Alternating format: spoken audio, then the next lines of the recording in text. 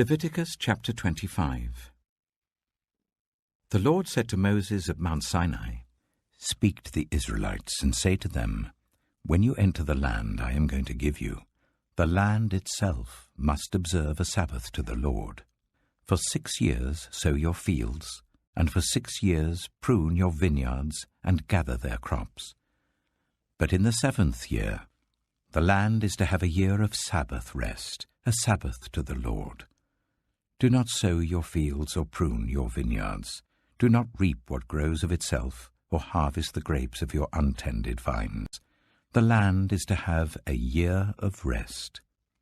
Whatever the land yields during the Sabbath year will be food for you, for yourself, your male and female servants, and the hired worker and the temporary resident who live among you, as well as for your livestock and the wild animals in your land. Whatever the land produces may be eaten. Count 7 Sabbath years, 7 times 7 years, so that the 7 Sabbath years amount to a period of 49 years. Then sound the trumpet everywhere on the 10th day of the 7th month. On the Day of Atonement sound the trumpet throughout your land. Consecrate the 50th year and proclaim liberty throughout the land to all its inhabitants. It shall be a jubilee for you. Each of you is to return to your family property and to your own clan. The 50th year shall be a jubilee for you. Do not sow and do not reap what grows of itself, or harvest the untended vines, for it is a jubilee and is to be holy for you. Eat only what is taken directly from the fields. In this year of jubilee, everyone is to return to their own property. If you sell land to any of your own people or buy land from them, do not take advantage of each other. You are to buy from your own people on the basis of the number of years since the Jubilee, and they are to sell to you on the basis of the number of years left for harvesting crops. When the years are many, you are to increase the price, and when the years are few, you are to decrease the price, because what is really being sold to you is the number of crops. Do not take advantage of each other, but fear your God. I am the Lord your God.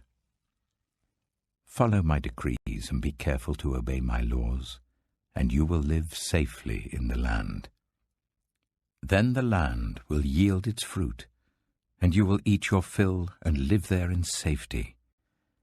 You may ask, what will we eat in the 7th year if we do not plant or harvest our crops? I will send you such a blessing in the 6th year that the land will yield enough for 3 years. While you plant during the 8th year, you will eat from the old crop and will continue to eat from it until the harvest of the 9th year comes in. The land must not be sold permanently because the land is mine, and you reside in my land as foreigners and strangers. Throughout the land that you hold as a possession, you must provide for the redemption of the land. If one of your fellow Israelites becomes poor and sells some of their property, their nearest relative is to come and redeem what they have sold. If, however, there is no one to redeem it for them, but later on they prosper and acquire sufficient means to redeem it themselves, they are to determine the value for the years since they sold it and refund the balance to the one to whom they sold it. They can then go back to their own property. But if they do not acquire the means to repay, what was sold will remain in the possession of the buyer until the year of Jubilee. It will be returned in the Jubilee, and they can go back to their property. Anyone who sells a house in a walled city retains the right of redemption a full year after its sale. During that time, the seller may redeem it. If it is not redeemed before a full year has passed, the house in the walled city shall belong permanently to the buyer and the buyer's descendants. It is not to be returned in the Jubilee. But houses in villages without walls round them are to be considered as belonging to the open country. They can be redeemed, and they are to be returned in the Jubilee. The Levites always have the right to redeem their houses in the Levitical towns which they possess. So the property of the Levites is redeemable, that is, a house sold in any town they hold, and is to be returned in the Jubilee, because the houses in the towns of the Levites are their property among the Israelites. But the pasture land belonging to their towns must not be sold. It is their permanent possession. If any of your fellow Israelites become poor and are unable to support themselves among you, help them as you would a foreigner and stranger, so that they can continue to live among you. Do not take interest or any profit from them, but fear your God, so that they may continue to live among you. You must not lend them money at interest or sell them food at a profit. I am the Lord your God, who brought you out of Egypt to give you the land of Canaan, and to be your God. If any of your fellow Israelites become poor and sell themselves to you, do not make them work as slaves. They are to be treated as hired workers or temporary residents among you. They are to work for you until the year of Jubilee.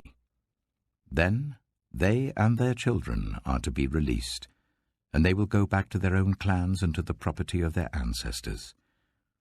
Because the Israelites are my servants, whom I brought out of Egypt, they must not be sold as slaves. Do not rule over them ruthlessly, but fear your God. Your male and female slaves are to come from the nations around you. From them you may buy slaves. You may also buy some of the temporary residents living among you, and members of their clans born in your country, and they will become your property. You can bequeath them to your children as inherited property, and can make them slaves for life, but you must not rule over your fellow Israelites ruthlessly. If a foreigner residing among you becomes rich, and any of your fellow Israelites become poor and sell themselves to the foreigner, or to a member of the foreigner's clan, they retain the right of redemption after they have sold themselves. One of their relatives may redeem them, an uncle or a cousin, or any blood relative in their clan may redeem them. Or, if they prosper, they may redeem themselves. They and their buyer are to count the time from the year they sold themselves up to the year of Jubilee. The price for their release is to be based on the rate paid to a hired worker for that number of years. If many years remain, they must pay for their redemption a larger share of the price paid for them. If only a few years remain until the year of Jubilee, they are to compute that and pay for their redemption accordingly. They are to be treated as workers hired from year to year. You must see to it that those to whom they owe service do not rule over them ruthlessly. Even if someone is not redeemed in any of these ways, they and their children are to be released in the year of Jubilee, for the Israelites belong to me as servants. They are my servants whom I brought out of Egypt. I am the Lord your God. Leviticus chapter 26. Do not make idols, or set up an image, or a sacred stone for yourselves. And do not place a carved stone in your land to bow down before it. I am the Lord your God. Observe my Sabbaths and have reverence for my sanctuary. I am the Lord. If you follow my decrees and are careful to obey my commands, I will send you rain in its season, and the ground will yield its crops and the trees their fruit. Your threshing will continue until grape harvest, and the grape harvest will continue until planting, and you will eat all the food you want and live in safety in your land. I will grant peace in the land, and you will lie down, and no one will make you afraid. I will remove wild beasts from the land, and the sword will not pass through your country. You will pursue your enemies, and they will fall by the sword before you. 5 of you will chase 100, and 100 of you will chase 10,000, and your enemies will fall by the sword before you. I will look on you with favor and make you fruitful and increase your numbers, and I will keep my covenant with you. You will still be eating last year's harvest, when you will have to move it out to make room for the new. I will put my dwelling place among you, and I will not abhor you. I will walk among you and be your God, and you will be my people. I am the Lord your God, who brought you out of Egypt, so that you would no longer be slaves to the Egyptians. I broke the bars of your yoke, and enabled you to walk with heads held high. But if you will not listen to me, and carry out all these commands, and if you reject my decrees and abhor my laws and fail to carry out all my commands and so violate my covenant, then I will do this to you. I will bring on you sudden terror, wasting diseases, and fever that will destroy your sight and sap your strength. You will plant seed in vain, because your enemies will eat it. I will set my face against you, so that you will be defeated by your enemies. Those who hate you will rule over you, and you will flee even when no one is pursuing you. If, after all this, you will not listen to me, I will punish you for your sins 7 times over. I will break down your stubborn pride, and make the sky above you like iron, and the ground beneath you like bronze. Your strength will be spent in vain, because your soil will not yield its crops, nor will the trees of your land yield their fruit. If you remain hostile towards me, and refuse to listen to me, I will multiply your afflictions 7 times over, as your sins deserve. I will send wild animals against you, and they will rob you of your children, destroy your cattle, and make you so few in number that your roads will be deserted. If, in spite of these things, you do not accept my correction but continue to be hostile towards me, I myself will be hostile towards you, and will afflict you for your sins 7 times over. And I will bring the sword on you to avenge the breaking of the covenant. When you withdraw into your cities, I will send a plague among you, and you will be given into enemy hands. When I cut off your supply of bread, 10 women will be able to bake your bread in 1 oven, and they will dole out the bread by weight. You will eat, but you will not be satisfied. If, in spite of this, you still do not listen to me, but continue to be hostile towards me, then in my anger I will be hostile towards you, and I myself will punish you for your sins 7 times over. You will eat the flesh of your sons and the flesh of your daughters. I will destroy your high places, cut down your incense altars, and pile your dead bodies on the lifeless forms of your idols. And I will abhor you. I will turn your cities into ruins and lay waste your sanctuaries, and I will take no delight in the pleasing aroma of your offerings. I myself will lay waste the land, so that your enemies who live there will be appalled. I will scatter you among the nations and will draw out my sword and pursue you. Your land will be laid waste and your cities will lie in ruins. Then the land will enjoy its Sabbath years all the time that it lies desolate, and you are in the country of your enemies. Then the land will rest and enjoy its Sabbaths. All the time that it lies desolate, the land will have the rest it did not have during the Sabbaths you lived in it. As for those of you who are left, I will make their hearts so fearful in the lands of their enemies that the sound of a wind-blown leaf will put them to flight. They will run as though fleeing from the sword, and they will fall, even though no one is pursuing them. They will stumble over one another, as though fleeing from the sword, even though no one is pursuing them. So you will not be able to stand before your enemies. You will perish among the nations. The land of your enemies will devour you.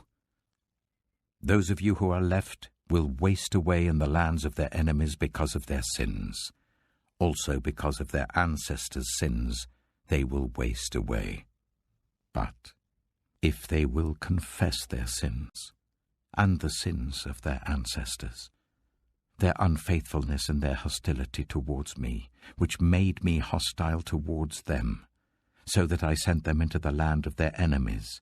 Then, when their uncircumcised hearts are humbled, and they pay for their sin, I will remember my covenant with Jacob, and my covenant with Isaac, and my covenant with Abraham, and I will remember the land. For the land will be deserted by them, and will enjoy its Sabbaths while it lies desolate without them. They will pay for their sins because they rejected my laws and abhorred my decrees.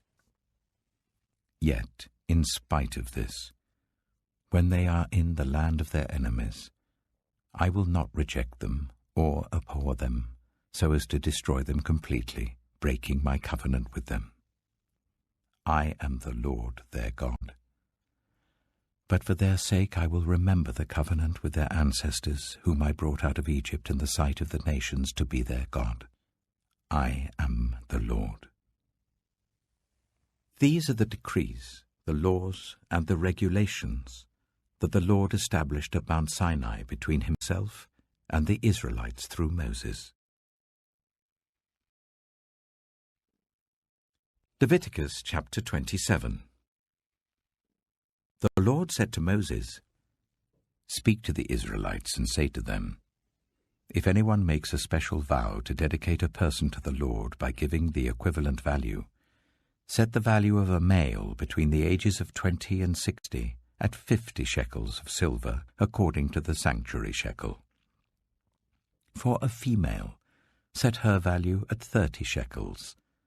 For a person between the ages of 5 and 20, set the value of a male at 20 shekels and of a female at 10 shekels.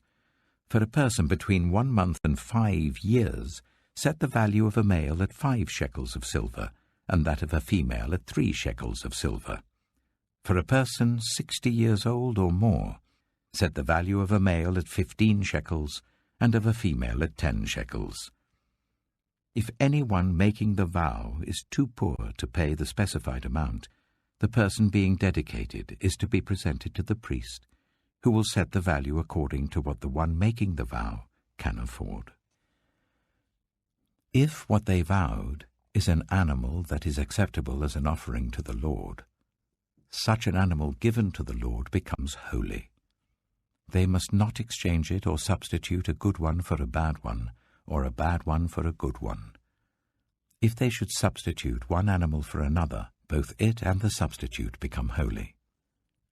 If what they vowed is a ceremonially unclean animal, one that is not acceptable as an offering to the Lord, the animal must be presented to the priest, who will judge its quality as good or bad. Whatever value the priest then sets, that is what it will be. If the owner wishes to redeem the animal, a fifth must be added to its value. If anyone dedicates their house as something holy to the Lord, the priest will judge its quality as good or bad. Whatever value the priest then sets, so it will remain. If the one who dedicates their house wishes to redeem it, they must add a fifth to its value, and the house will again become theirs.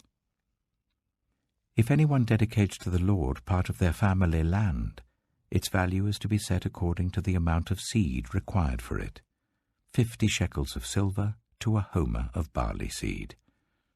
If they dedicate a field during the year of Jubilee, the value that has been set remains. But if they dedicate a field after the Jubilee, the priest will determine the value according to the number of years that remain until the next year of Jubilee, and its set value will be reduced. If the one who dedicates the field wishes to redeem it, they must add a fifth to its value, and the field will again become theirs. If, however, they do not redeem the field, or if they have sold it to someone else, it can never be redeemed. When the field is released in the Jubilee, it will become holy, like a field devoted to the Lord. It will become priestly property. If anyone dedicates to the Lord a field they have bought, which is not part of their family land, the priest will determine its value up to the year of Jubilee, and the owner must pay its value on that day as something holy to the Lord. In the year of Jubilee, the field will revert to the person from whom it was bought, the one whose land it was. Every value is to be set according to the sanctuary shekel, 20 gerahs to the shekel. No one, however, may dedicate the firstborn of an animal, since the firstborn already belongs to the Lord. Whether an ox or a sheep, it is the Lord's. If it is one of the unclean animals, it may be bought back at its set value, adding a fifth of the value to it. If it is not redeemed, it is to be sold at its set value. But nothing that a person owns and devotes to the Lord, whether a human being or an animal or family land, may be sold or redeemed. Everything so devoted is most holy to the Lord. No one devoted to destruction may be ransomed. They are to be put to death. A tithe of everything from the land, whether grain from the soil or fruit from the trees, belongs to the Lord. It is holy to the Lord. Whoever would redeem any of their tithe must add a fifth of the value to it. Every tithe of the herd and flock, every 10th animal that passes under the shepherd's rod, will be holy to the Lord. No one may pick out the good from the bad or make any substitution. If anyone does make a substitution, both the animal and its substitute become holy and cannot be redeemed. These are the commands the Lord gave Moses at Mount Sinai for the Israelites.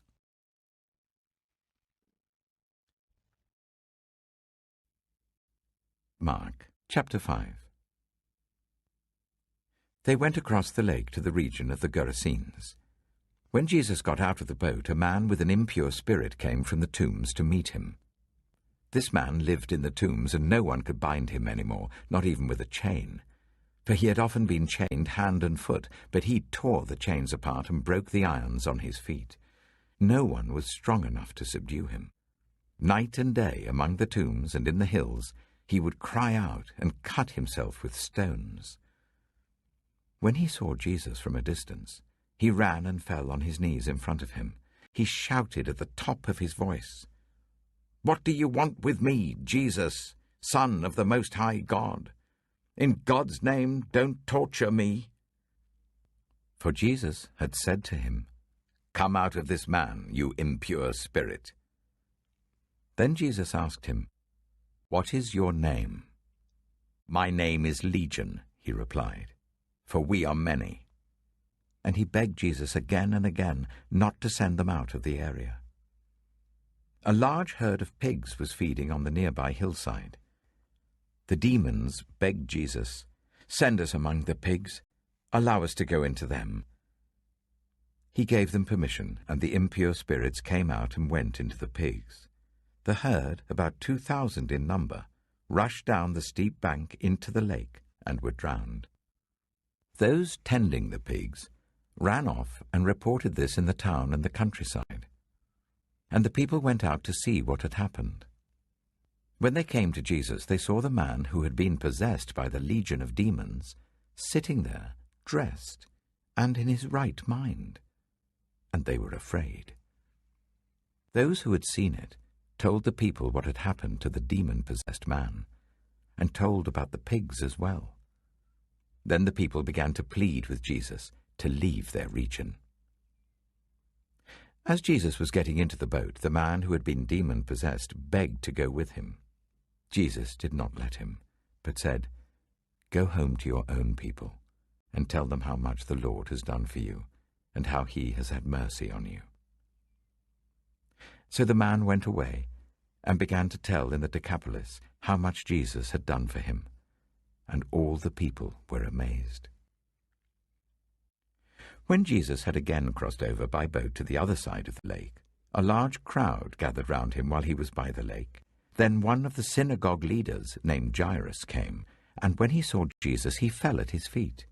He pleaded earnestly with him, "My little daughter is dying. Please come and put your hands on her, so that she will be healed and live." So Jesus went with him. A large crowd followed and pressed round him. And a woman was there who had been subject to bleeding for 12 years. She had suffered a great deal under the care of many doctors and had spent all she had. Yet instead of getting better, she grew worse. When she heard about Jesus, she came up behind him in the crowd and touched his cloak, because she thought, if I just touch his clothes, I will be healed.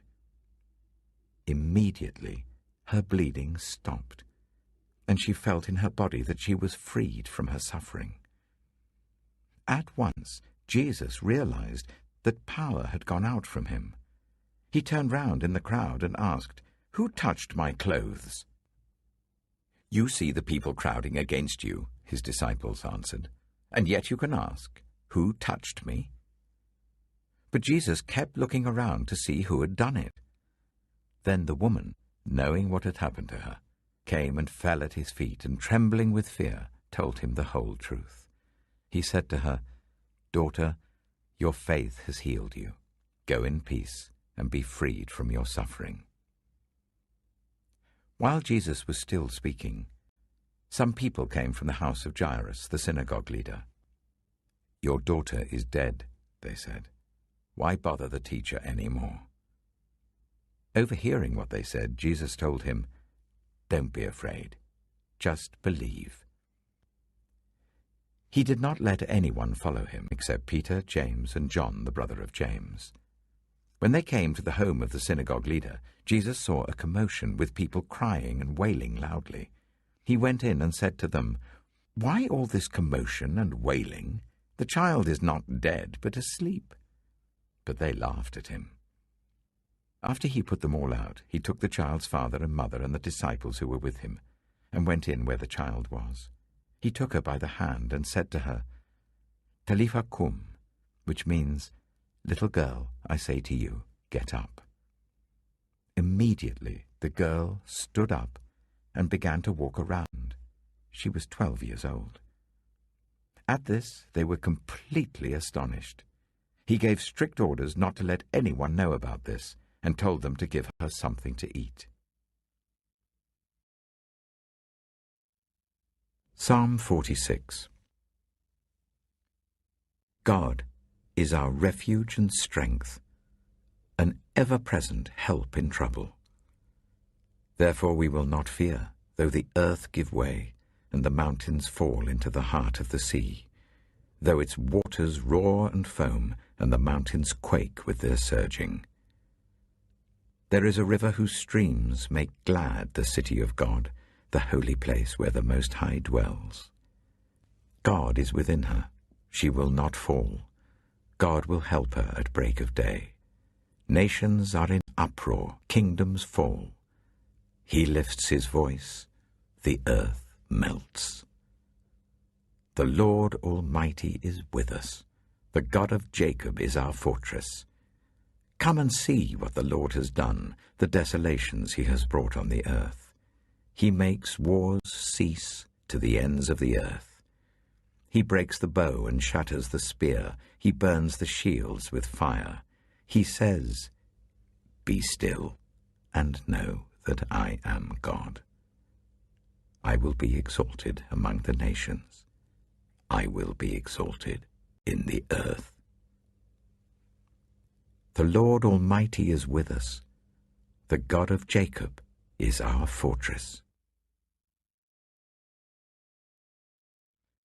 Proverbs chapter 15. A gentle answer turns away wrath, but a harsh word stirs up anger. The tongue of the wise adorns knowledge, but the mouth of the fool gushes folly.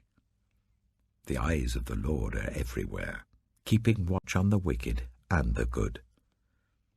The soothing tongue is a tree of life, but a perverse tongue crushes the spirit. A fool spurns a parent's discipline, but whoever heeds correction shows prudence. The house of the righteous contains great treasure, but the income of the wicked brings ruin. The lips of the wise spread knowledge, but the hearts of fools are not upright. The Lord detests the sacrifice of the wicked, but the prayer of the upright pleases him. The Lord detests the way of the wicked, but he loves those who pursue righteousness. Stern discipline awaits anyone who leaves the path. The one who hates correction will die. Death and destruction lie open before the Lord.